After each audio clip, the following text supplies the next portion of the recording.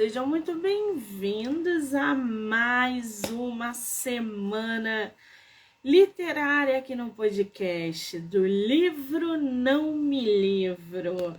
Ai, que delícia!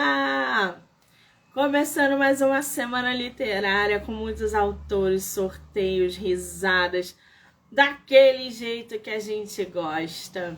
Segunda-feira, frio pra caramba aqui no Rio de Janeiro. Tempo chuvoso, mas a gente vai começar aí essa semana da melhor maneira possível, falando de literatura, divulgando autores nacionais e, claro, livros para todos os lados. Igor, querido, um beijo, já te chamo. O pessoal que está entrando aí, sejam muito bem-vindos. Bom, para começar essa segunda-feira literária, a gente vai bater um papo com o escritor nacional Igor Pires, que inclusive já entrou aí na live. Vamos chamar? Vamos, gente, que eu não me aguento. Igor.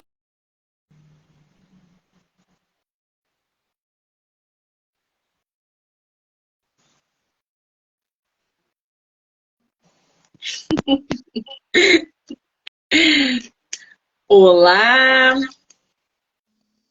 Olá, tudo bom? Igor, no meio da sua tela tem um microfone, uma câmera e duas setinhas. Clica na setinha. Pronto. Agora apareceu o chinelão. Tudo bem, querido? Tudo Seja bom? muito bem-vindo. Você está me ouvindo? Está me vendo? Estou te ouvindo. Você é de onde que tá com meia no pé? Eu sou de São Paulo. Tá frio aí? Nossa, tá muito frio. Muito. Se soubesse aqui, tá muito frio. Frio e chuvoso. Aqui no Rio também o negócio não tá fácil. São Paulo é ainda pior porque é mais gelado, né? E os paulistas, eles estão acostumados com frio. O carioca deu 21 graus, a gente já coloca cachecol, bota, dorme de edredom. É uma coisa, mas está bem frio. Igor, querido, antes da gente começar a nossa conversa, o nosso bate-papo, quero muito te agradecer por você super topar vir aqui falar sobre os seus livros, seu trabalho literário. Então, muitíssimo obrigada, tá? Eu que agradeço o convite, né? Eu estou muito ansioso. Por que é a sua primeira live literária? É a minha primeira live literária. Estamos aí estreando o nosso escrito em entrevista literária. Você está abrindo os meus caminhos. Olha a responsabilidade, gente, que coloca no meu colo. É uma delícia falar de livro, né? Principalmente quando é o nosso livro, né? Não, isso é verdade, né? Falar do nosso trabalho é legal, é muito bom, né? Então, relaxa, porque bater papo sobre literatura é sempre muito bom. Agora, oi Igor, eu tô aqui com os teus livros, né? Você tem 6 livros publicados, é isso? 6 livros publicados. O primeiro foi publicado em 2008, né? E o último foi o ano passado, que foi o Toque do Despertador. Não, peraí, você publicou o primeiro em 2008. Caramba, você já está aí no mercado há um tempo, então, já tem uma estrada no mercado editorial. Isso, é. 2008, gente. 2008 a gente não tinha... livro. Hã? 2008 foi o primeiro livro. A gente não tinha metade das ferramentas que a gente tem hoje, né, Igor? Não, nada. Era tudo no boca a boca. Você não tinha Instagram, não tinha WhatsApp. Então era assim, era de boca a boca. Você tinha que vender oferecer para amigo, essas coisas, e ó, faz o boca a boca para divulgar o trabalho, né? Porque não era para uma editora que fazia distribuição em livrarias, né? Foi por demanda. Quer dizer, todos os livros que eu publiquei foram livros por demanda. Então, desculpa, trabalho de boca a boca, né? Sim. Então, em 2008, em vista de hoje, era muito mais difícil, né? 2008 As editoras eram inalcançáveis, né, Igor? Exato, entendeu? Porque tem aquela coisa assim, você é autor desconhecido, né? E uma coisa que eu até falo hoje para os meus amigos, e que são escritores também, né? Que assim, é muito difícil você acessar o mercado editorial, né? Porque as editoras querem, assim, autores que já sejam renomados, né? E uma coisa que eu falo muito, que eu reclamo muito, é assim, por que a obra lá fora é mais importante, né? O autor internacional é mais importante do que o autor nacional, entendeu? Então você vê muito livro ruim internacional, de autores internacionais, e muitos autores bons, entendeu? Brasileiros, que ficam jogados à margem, né? Quer dizer, porque o cara tem um nome estrangeiro, o cara tem um Joseph Rosenblatt, e, sabe? Exatamente. A gente tem tanto... não faz sucesso. A gente tem tanto escritor bom no Brasil que não consegue atingir o patamar daquele escritor que está sendo publicado por editoras brasileiras, que às vezes nem estão estourados lá fora, mas eles querem trazer para cá para dentro para inserir essa cultura de escritores internacionais, histórias internacionais e nananã. E aí a gente acaba vendo o que a gente vê no mercado. Histórias cada vez mais sendo escritas por brasileiros que se passam em território estrangeiro, sendo que o nosso cenário, o nosso, por exemplo, folclore, são pouquíssimas pessoas que escrevem sobre o folclore brasileiro, porque estão escrevendo sobre mitologia lá de fora. Não tenho nada contra, adoro também. Mas eu acho importante fazer essa inclusão. E aí o pessoal acaba publicando lá de fora, trazendo para cá, para dentro, e esquecendo o nosso território, os nossos escritores. Isso também, de 2008 para cá, Igor, isso também tem mudado gradativamente, né? A gente tem visto muitos escritores sendo publicados de maneira independente ou não. Como é que você vê essa transformação dentro do mercado? Plataforma digital, Amazon, enfim, editoras de médio porte dando visibilidade para mais autores. Como é que você vê essa transformação? Eu acho isso ótimo, porque dá a oportunidade para quem quer escrever, para quem quer mostrar seu trabalho, oportunidades para fazer isso, né? O que não tinha em 2008. Você hoje tem a Amazon, que você pode publicar seu livro por e-book, né? Você pode mostrar seu trabalho, né? Você tem outras plataformas, tem o eClap, tem Clube de Autores, entendeu? Que você pode publicar seu livro. Você não fica dependendo de uma grande editora, né? E querer publicar seu livro, achar que aquilo é sensacional, que não sei o que, tudo mais, tal. Olha, aí chega no final, valeu, não gostei disso, não inclui na nossa linha editorial. Eu já recebi vários negativos, assim, agradecemos o envio do seu trabalho, a sua escrita é boa, mas infelizmente não dá. E hoje, com a Amazon, o eClap, Clube de Autores, o autor, né, o escritor, ele pode publicar seu trabalho e aí, é claro, tem que fazer todo um trabalho de boca a boca, de divulgação, mas aí fica mais fácil. Eu já tenho um trabalho publicado. Como eu estava falando, em 2008, isso não tinha nada, sabe? Era blá, blá, blá, entendeu? Exatamente. Espero que o mercado continue nesse ritmo de mudanças, de facilidade, de visibilidade, porque a gente tem realmente muita gente boa no mercado.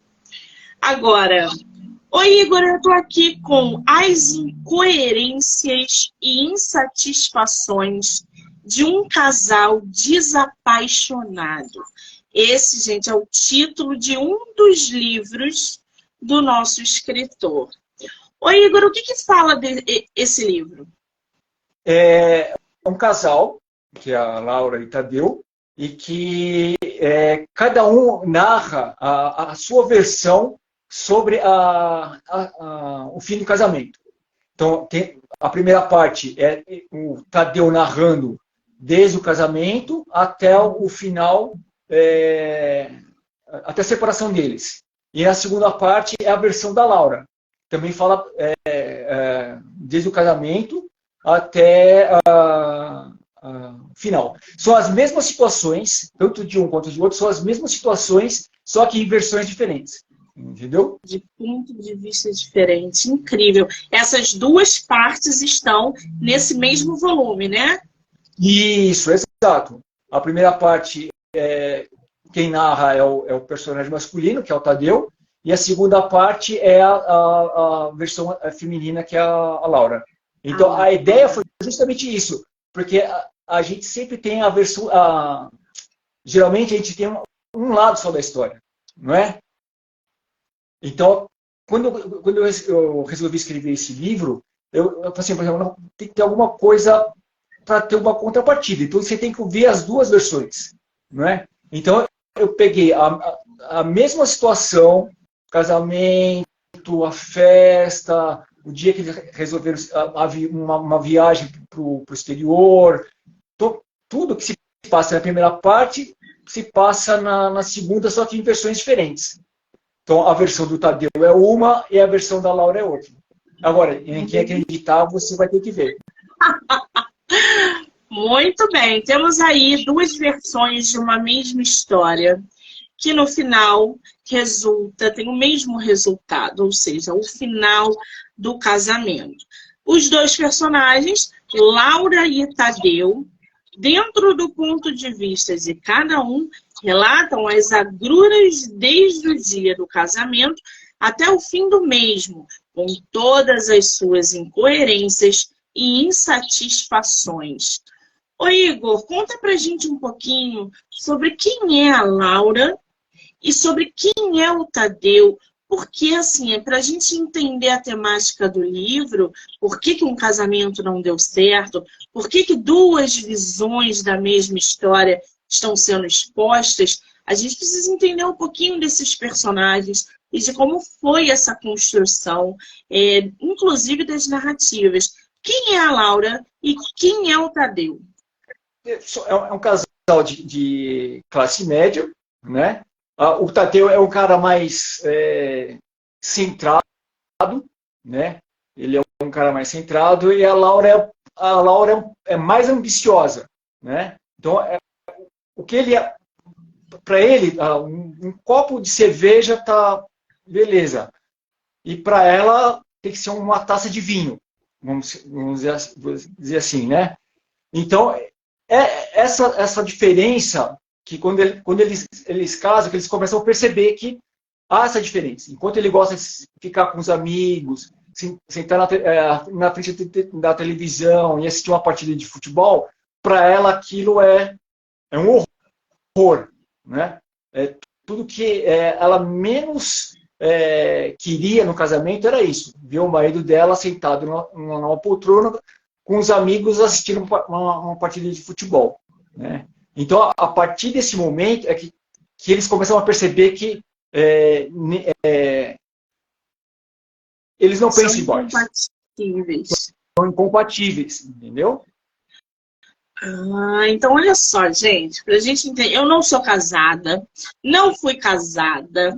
Falar de casamento comigo é só através de irmãs, amigas, exemplos que me rodeiam. Mas pode ser que muita gente que esteja assistindo ou vai assistir depois sejam casados, tenham passado por isso ou estão passando por uma situação semelhante.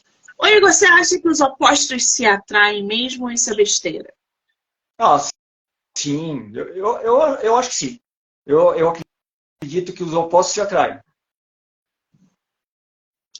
Pois é, a Laura e o Tadeu aqui, eles se casam e durante esse tempo de casados, eles começam a perceber que as diferenças vão falando cada vez mais alto. De um lado, eles têm aí esse oposto, né? De um gostar de cerveja. É um exemplo, tá, gente? De um cerveja, o outro vinho, um futebol, outra quer mais outra coisa. O que te inspirou a escrever as incoerências e insatisfações de um casal desapaixonado?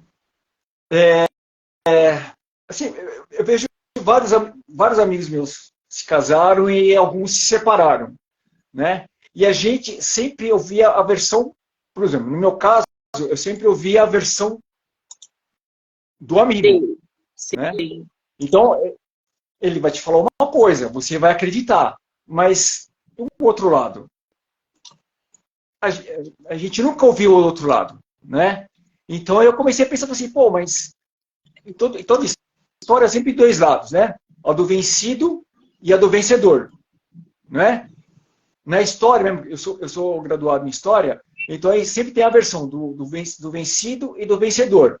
O que a gente ouve mais é a do vencedor, né? A gente não tem a tendência de ouvir a versão do vencido, né? Então, quando eu escrevi as incoerências, foi justamente pensando nisso. Ouvir as duas partes, depois, no final, descobrir quem tinha razão, né? Se um ou outro lado. Muito bem. Você tem ele físico aí com você ou não? Deixa eu ver aqui. Tenho. Você consegue pegar pra gente para mostrar a capa? Só que a capa não é a capa atual. É uma capa que eu Não é a que está fiz na primeiro. Amazon. Não é. Era uma que estava na Amazon, mas eu mudei a capa porque eu achei que não estava legal assim. Eu queria ver, porque lá no site da Amazon tem uma capa, e aí você mudou. Eu queria ver a capa oficial. Tem como você pegar ou não? Não tenho, não tenho. Não? Tem uma pessoa falando aqui, a Tânia está falando aqui. Se vocês vissem e soubessem como é um processo de declaração de nulidade de um casamento na Igreja Católica, entenderiam que isso é muito comum. Que o que é comum? A separação, um casal se separar, o divórcio acontecer. Eu acho que hoje em dia as pessoas não estão nem mais querendo casar. Tu não tem essa impressão, Igor? Que as pessoas estão cada vez mais fugindo aí de casamento no papel, muitas vezes estão se relacionando, às vezes moram juntos, mas depois acabam se distanciando. Ou isso não, o casamento religioso ainda está firme e forte? Acho que o casamento religioso está firme e forte. Eu acho que o casamento religioso ainda é firme e forte, ainda tem aquela coisa da tradição, né? De casar de branco na igreja, e nananã, as madrinhas. Tem. Tem Muito muita gente que sonha, eu quero casar de branco, ou então até mesmo o noivo quer de terno, porque quer dar uma festa para a família, né? E no livro fala muito disso também, do início, que a Laura quer casar de branco, quer fazer uma festa para as pessoas não esquecerem nunca, né? Ficarem na memória, né? E o lado do Tadeu reclama disso, né? Ele fala assim, a mulher sonha com isso, mas quem tem os gastos é o homem, né? Tem um lado meio machista, é claro, mas é a versão do homem, né? Então, no livro, eu coloco essa coisa do casamento, que a mulher quer a coisa da festa, quer a igreja, quer os padrinhos, enquanto para o homem é aquela coisa mais... vou ter gasto, né? Muito bem. Qual é o ponto alto do teu livro, um tema que você tem abordado durante a narrativa, que mostra para os leitores essa incompatibilidade? Como é que você desenvolveu a tua história, a tua narrativa? Deixa eu ver agora, boa pergunta, faz tempo que eu escrevi esse livro. Mas eu acho que o ponto alto é quando ele resolve, quando ele toma a decisão de terminar o casamento. Por isso que eu falo aqui, por isso que o título é As Incoerências, porque ao mesmo tempo que ele fala que eu não amo mais a Laura, ao mesmo tempo ele fala assim, mas eu amo a Laura. Então, é por isso que é das incoerências. Insatisfações todo mundo tem, mesmo num casamento normal, que você tem as suas insatisfações, mas o ponto alto é a incoerência. Eu falo uma coisa, eu falo assim, Mônica, eu te amo. Aí você fala assim, putz, Mônica, eu não te amo. Entendeu? Então, o ponto alto é isso, é você chegar a um ponto que você fala assim, eu amo, mas ao mesmo tempo eu não amo. Gente, tem um filme com a Scarlett Johansson e o menino que ganhou História de um Casamento, o nome do filme. Eu achei bárbaro esse filme. Tem uma cena no filme que eu fiquei tão angustiada, que é quando ele explode e que ele fala para ela que ele queria que ela morresse. E que ele só não deseja isso porque a vida do filho depende dela. Quando eles estão naquela crise do casamento, que eles estão jogando bomba para todos os lados, na hora da raiva, e ele fala aquilo e ele desaba a chorar. É linda, linda, linda, linda, linda. Quem não assistiu História de um Casamento, assista. Porque é um filme, assim, extraordinário. Pode parecer um pouco parado e tal, mas, gente, assista, porque é sensacional. E eu acho que é exatamente isso, né, Igor? Esses altos e baixos dentro de um casamento, é você amar e odiar a pessoa, é você querer estar junto e ao mesmo tempo não, é você abrir mão de coisas para que a outra seja feliz e vice-versa, e ao mesmo tempo o egoísmo que transborda nessa relação. Gente, é tanta coisa, é o dia a dia. Tem coisa mais cansativa do que o dia a dia? De você chegar em casa, você não querer ouvir a voz da pessoa. Sempre tem isso, né? Tem dia que você eu falo para minha esposa, tem dia que você quer ficar quieto. Tem dia que você quer chegar em casa, ou que você quer ficar quieto. Você não quer falar. Não é nada com a pessoa, mas é o momento que te precisa ficar sozinho, ficar consigo mesmo, entendeu? E muitas vezes a outra pessoa acha que é com ela, não é? Essa coisa de mas fulano não me ama mais, ou fulana não me ama mais. Mas a gente tem que entender que o outro lado também precisa de um tempo, né? Precisa aquela você, eu preciso ficar sozinho, eu quero, por exemplo, sair com meus amigos, entendeu? Mas eu não quero que você vá, porque é um momento de intimidade com os amigos, não é? A mesma coisa ela. Eu quero ficar com as minhas amigas, eu quero sair com as minhas amigas, mas eu não quero que você vá, porque é uma necessidade que a gente tem, não é? Tanto ele quanto ela tem uma necessidade de ficar sozinho, de ficar com os amigos.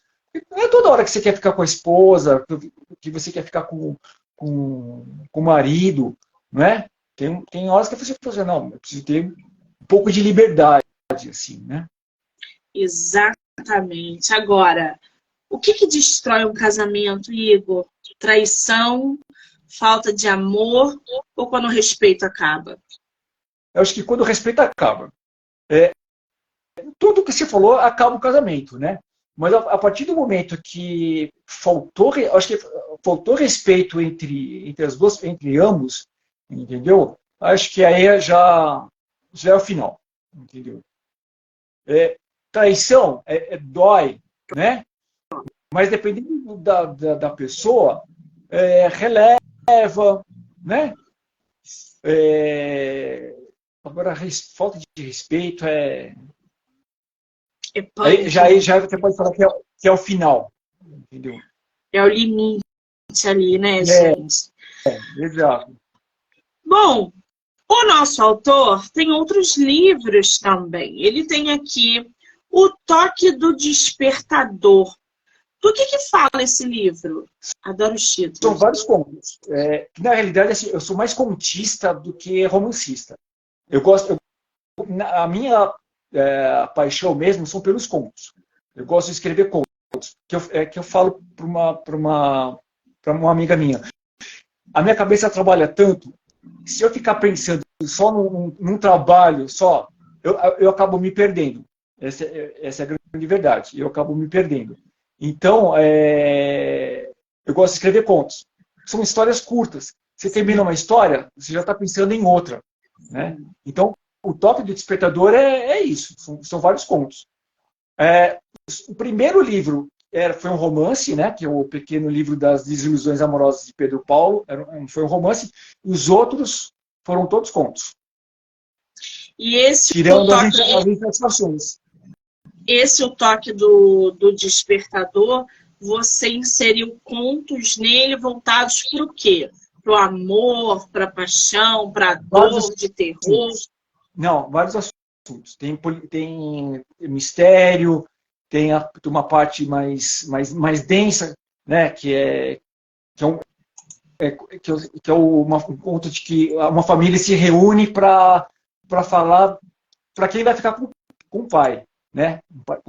O pai está doente e a família se reúne para quem vai ficar com o pai. Né? Então é mais denso, ele é mais triste. E tem outros contos no meio que são contos leves. Assim.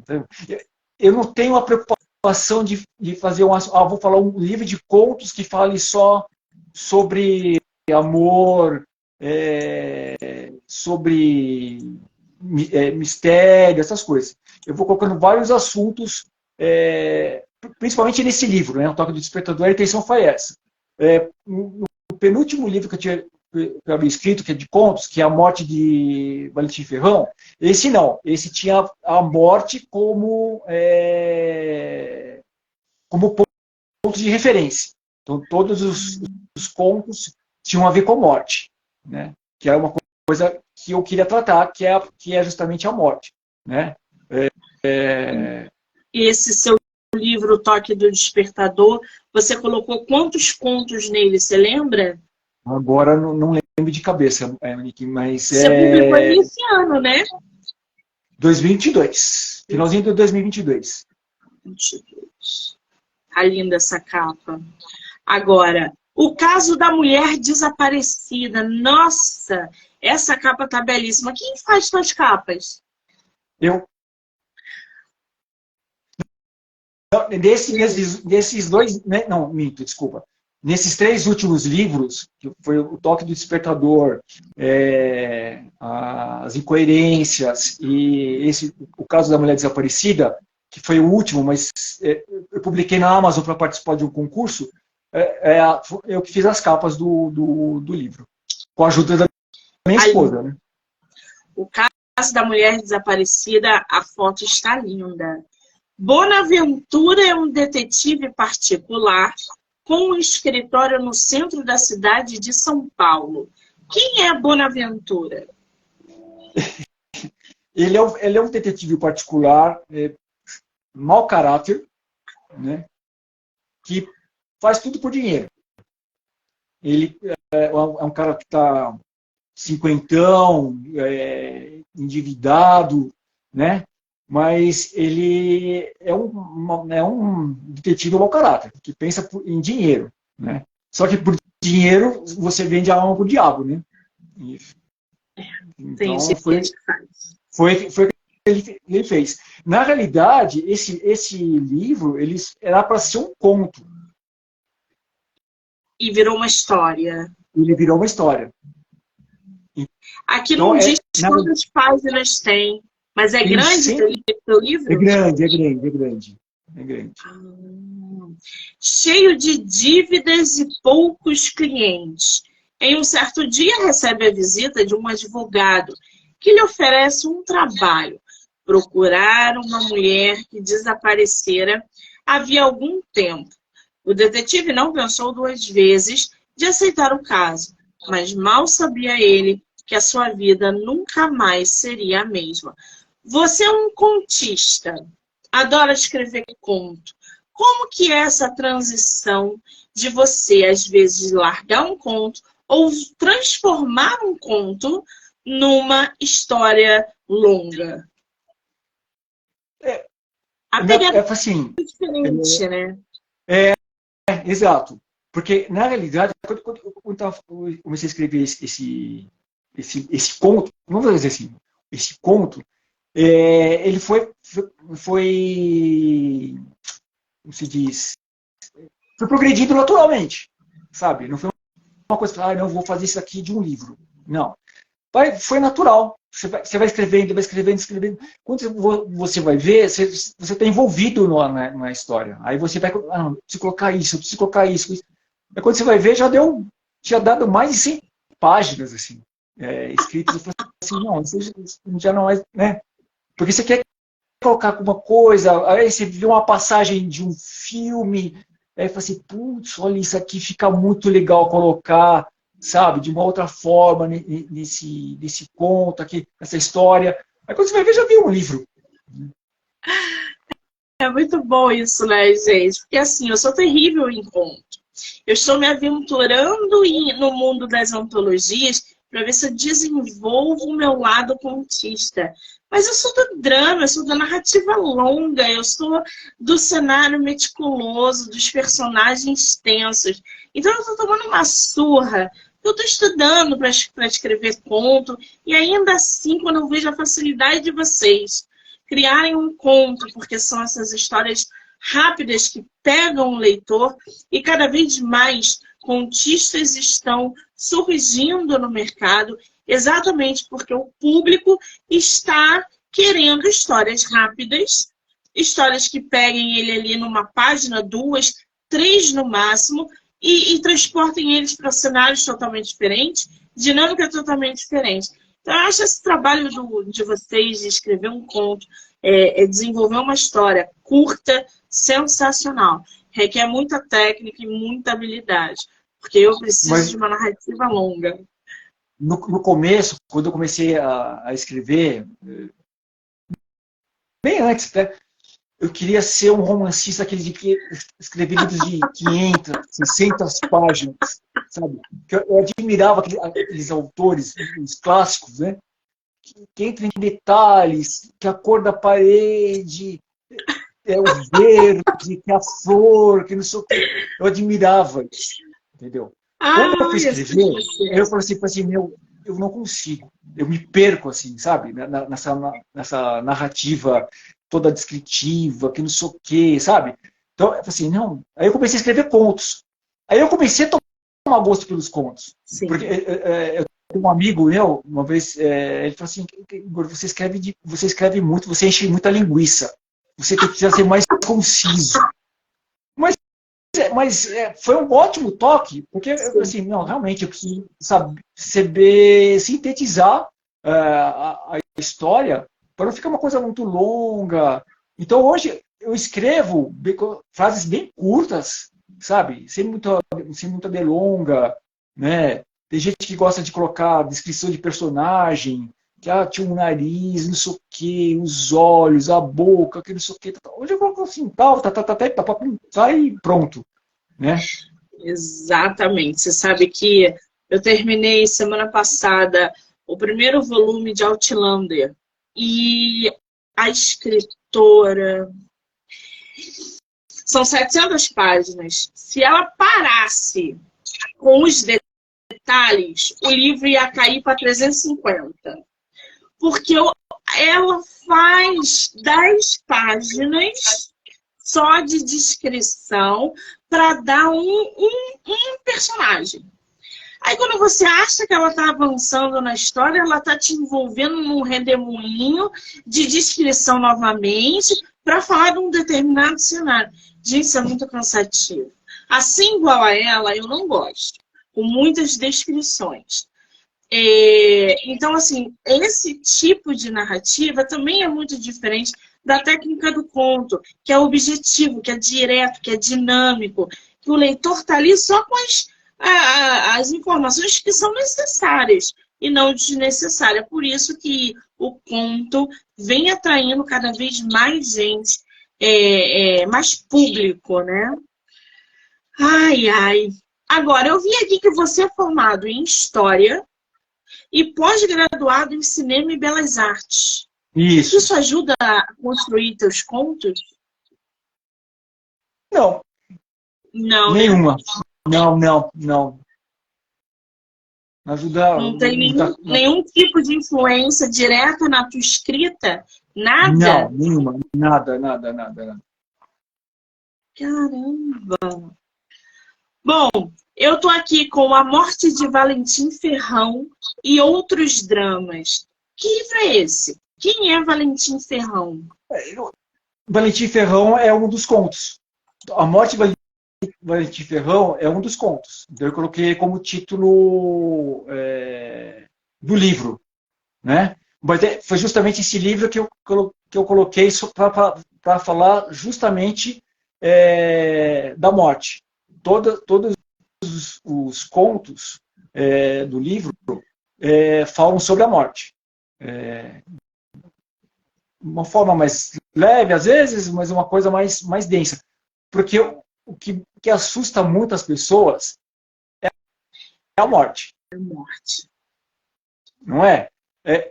Aquela coisa batida. Ah, não, nós nascemos, mas já com uma certeza de que o dia nós vamos para outro mundo. Né? Mas ela assusta, porque a gente não sabe quando e como. Não é? Então, eu sempre quis tratar disso, da morte, mas não quis fazer um livro longo, falar só... Não, eu vou escrever contos que falam justamente sobre a morte. E de diversas formas. Né? Um acidente, que eu falo... A minha mãe dizia que era morte morrida. Né? A minha mãe falava, não, morreu do quê? Morreu de morte morrida. Né? E tem um dos contos do livro que chama justamente Morte Morrida. Porque é um mendigo que narra a própria morte. Assim, fui encontrado num beco, não sei o quê, morri de morte morrida. Né? O próprio personagem fala, morri de morte morrida, um beco, sozinho, tendo um cachorro lambendo na minha boca, entendeu? Sem tempo de despedir dos meus amigos, da minha amada, né? Eu quis falar sobre isso. Então, A Morte de Valentim Ferrão é um dos contos, né? Então, eu coloquei o título do livro, A Morte de Valentim Ferrão e Outros Dramas, que justamente são as outras histórias. A Morte de Valentim Ferrão e Outros Dramas. Gente, também está lá, disponível no site da Amazon. Viver dói. E como dói? É uma dor lancinante, terrível. Não quero mais viver, não quero mais sentir essa dor. Se for verdade que depois desta vida há uma outra vida, não quero viver, pois vou continuar a sentir essa dor que me consome e da qual quero fugir. Viver dói e como dói. É um trecho do conto A Morte do Poeta. Bonito, né? Gostei. 155 páginas, gente. Já corre lá no site da Amazon e já separa na lista. Quem gosta de contos, né, relacionados à morte, eu gosto. Eu gosto de drama, né, gente? Adoro drama. Eu tô vendo aqui que você tem O Pagamento, que é um outro livro seu. Eu adorei essa capa. Eles estão de frente de um bar, de uma geladeira cheia de bebida. O que se trata O Pagamento? Também são vários contos. O Pagamento também é o título de um conto, né? que é um ator. Aquela história Fausto.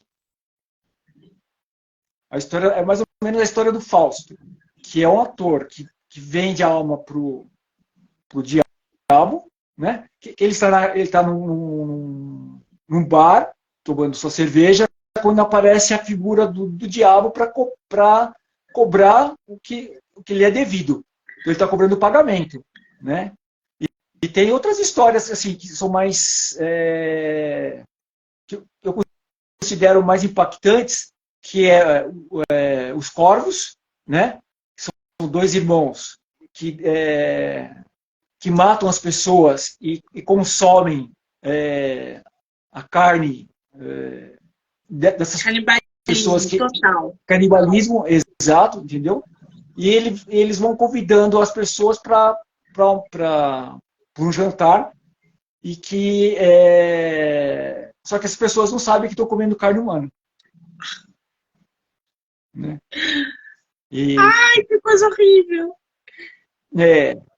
E tem o outro que não lembro, acho que é o Matador, uma coisa assim, que é um frigorífico, uma cidade do interior de Minas Gerais, em que eles consomem carne de criança pobre. Então, eles fazem tipo um criador de crianças pobres e vendem a carne dessas crianças para consumo. Só que ninguém sabe. Coisa bizarra. Mas foi inspirado num conto do Jonathan Swift. Que, se não me engano, a ideia é essa. Eu gosto assim de escrever. Na realidade, eu gosto de escrever tudo, né? Desde textos mais leves, mas o que eu gosto mesmo é escrever coisas pesadas. Eu me lembro que foi meu segundo livro, que foi o Suicídio Coletivo das Ovelhas, que aí as pessoas falavam assim, a esposa de um amigo meu perguntou para ele comentou comigo, falou assim, ele é depressivo? Sabe, ele é depressivo, mas não é que eu sou depressivo, é que eu gosto de escrever essas coisas densas, sabe? Eu gosto de coisas, como você falou, drama, sabe? Eu gosto de ler um bom livro de drama, assim, uma coisa pesada. Igual filme, eu gosto de filme pesado, filme que você fala assim, nossa, coisa que nossa, né? Aquela coisa que você, caramba, quem é que escrito isso? Sabe? E é isso. E eu falo para minha esposa, eu falo assim, eu não acredito em final feliz. Menina, eu também não. Nenhum livro meu tem final feliz, gente. Eu não acredito em final feliz. Se depender, assim, ó, eu vou colocar um final feliz nos meus contos, pode esquecer. Entendeu? Ou o personagem está sempre sozinho. Eu gosto assim, de personagens solitários, sabe? Eu gosto assim, de entrar no íntimo assim, do personagem, sabe? O que ele está pensando, sabe? Então eu falo para minha esposa, assim, se depender de mim para escrever final feliz, pode esquecer. Também não conta comigo, não. Para final feliz, tô fora. Viver felizes para sempre, não é comigo. Não, exatamente. Quanto mais tragédia, melhor, gente. Quanto mais dor, quanto mais cenas impactantes, quanto mais... É isso que faz com que o escritor de drama, ou de terror até, né, se sinta cheio de prazer. Eu me sinto poderosa quando eu escrevo um livro que não tem final feliz, que tem tragédia, mas que ao mesmo tempo passa uma mensagem importante e que vai... Eu adoro, gente. E consumo livros assim o tempo todo. E eu ia te perguntar justamente sobre o Suicídio Coletivo das Ovelhas, que é um outro conto também que virou livro, não é isso? Isso, exato. E fala sobre o quê?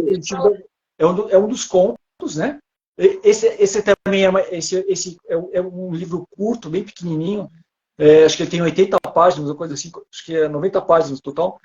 Mas são histórias mais bem pesadas. Isso aí eu peguei pesado mesmo, entendeu?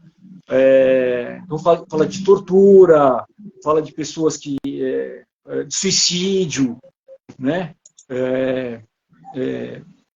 De um senhor que quer vingar a morte do filho, né? Então são temas mais pesados. E nesse livro tem um conto que eu adoro muito, que eu gosto muito, que chama A Alma Atormentada de Maria Alice, que é de uma mulher comum, que na época da ditadura, aí sim, desculpa, aí a minha formação de história me ajudou a escrever esse conto, porque eu havia acabado de ler um livro sobre tortura e isso ficou na minha cabeça, eu falei assim, eu preciso escrever alguma coisa a respeito. Então, esse conto, A Alma Atormentada de Maria Alice, fala justamente disso, de uma mulher comum que está numa praça com os filhos, brincando, e ela está pensando no que fazer para jantar, quando ela é presa pela polícia da ditadura. Ela não sabe qual o motivo para ela ser presa, mas ela foi presa pela polícia da ditadura e levada para os porões da ditadura, onde ela é torturada. Depois ela fica sabendo que ela foi denunciada por uma pessoa que não gostava dela. Ela nunca fez nada, mas a pessoa denunciou porque ela tinha um problema com o marido, alguma coisa assim, e denunciou ela como se fosse comunista, terrorista, alguma coisa assim. E é muito forte. Então, as pessoas sempre falam assim, pô, mas esse livro é muito forte, esse conto é muito forte, né? Porque eu entro com detalhes mais pesados, né? Coisas... Tem um pouco de Edgar Allan Poe, né? Que é um dos contistas que eu adoro, sabe? Então tem essa coisa do terror, né? Então tem essa coisa do detalhe, do rato roendo o nariz de uma outra pessoa, sabe? Então, o Edgar Allan Poe, gente, quem não leu o Edgar Allan Poe, experimente um conto só dele. Se vocês sentirem que é a pegada de vocês, aí vocês mergulhem. Eu fiz uma temporada no meu podcast de Edgar Allan Poe e eu confesso que quando eu terminei a temporada, eu precisei me desintoxicar, porque eu escutava os barulhos daquele corvo, eu sentia o cheiro daquele quarto, eu escutava a loucura que ele me envolveu dentro da cabeça dele. O Edgar Allan Poe conseguiu me jogar dentro da mente dele doente, perturbada, que quando eu terminei a temporada eu falei, eu não quero ler mais nada durante um mês. Eu preciso desintoxicar. Mas ela é muito impactante, né? Eu gosto muito do Edgar Allan Poe. Você pega todos os contos dele, é maravilhoso, né? Você fala assim, poxa vida, eu falei assim, eu falo assim, eu gostaria de escrever isso. Sério, eu queria ter escrito isso. Eu invejo o Edgar Allan Poe. Ele é muito bom mesmo. Tem contos fantásticos. Agora, oi Igor, você está trabalhando em algum novo projeto? Tem livro vindo aí 2023 ou 2024? Ou tá cedo? Acho que para 2024 talvez tenha, mas assim, eu tenho, como eu escrevo muitos contos, então eu tenho já 5 livros prontos, só de contos. E aí, então, 2024 a gente pode esperar? Sim, 2024 pode esperar. Porque nesse ano de 2023 eu quero divulgar as insatisfações e incoerências do casal desapaixonado e o toque do despertador. Então eu vou trabalhar só na divulgação desses dois até o final do ano e no próximo ano já pode ter mais um livro aí. Muito bem. Agora, Seus livros estão à venda somente pelo site da Amazon, diretamente com você? Como é que a gente Então, consegue teus livros? as incoerências e insatisfações do casal desapaixonado, tanto na Amazon quanto na Clube de Autores. O Toque do Despertador também é a mesma coisa, tanto na Amazon quanto no Clube de Autores. Os outros livros eu não tenho mais.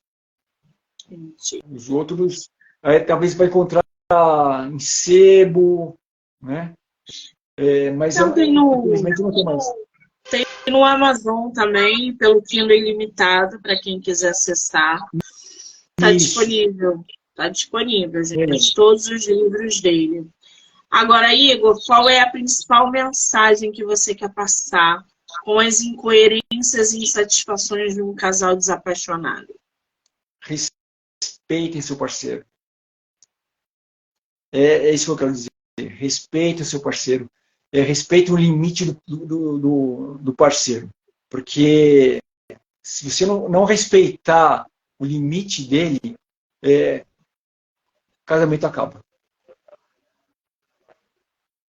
Que é justamente isso, né? Quando um percebe, eu não estou conseguindo mais fazer isso, eu não posso mais fazer o que eu gostava de fazer, não consigo mais, porque fulano não gosta, aí já acabou o casamento. A gente vê, eu tenho uma amiga que os pais são casados até hoje. Eles casaram, eu acho que eles têm 50 anos, 55 anos de casados, que eu acho que eles têm. Porque o tio Frazão tá com 80, eu acho que eles têm isso aí, 55 anos de casado. E outro dia a gente estava conversando, e a minha tia Sandra, né, que me viu crescer, e eu perguntei para ela, tia, 55 anos de casado, qual o segredo do casamento tão duradouro e não sei o quê? Aí ela falou, minha filha, é paciência. Eu só tive paciência a vida inteira. Quando ele brigava, eu falava ok, eu não discutia.